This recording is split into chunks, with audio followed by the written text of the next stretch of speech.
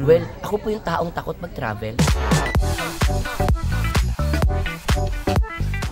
Yung mga writer po ng Bubble, kasi alam ko pong writer po sila, tinitingala ko po sila. Pero talagang minsan, sino to? Si Derek Cosme? Si Derek Cosme, natutuwa po ako sa kanya kasi itong kulot and kulit.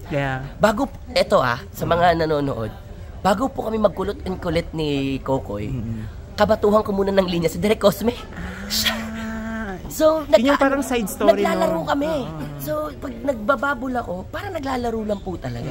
Kumbaga, pag makita ko si Derek Cosme, ay kulot, parang magtutrolens kami. Pag siya magiging kulot, minsan siya naman si kulit. Nabasa mo na ba? Kamusta sa'yo? So, ano yung sinasabi ko doon? Kumbaga, nakakatuwa dahil open po sila. Open po sila sa kung mayroon silang gustong ipagawa sa akin, gagawin ko po. At kapag mayroon po akong tanong, nasasagot din po nila. At yun po yung maganda sa isang production na alam nyo po yung nakikita nyo po yung parang connections. Iba po yun. Bihira rin po kasi talaga mangyari yun. At blessing po yun. Ito po ang gustong-gusto ko po talaga. Kasi dati napapanood ko yung Bubble. Nagta-travel po sila.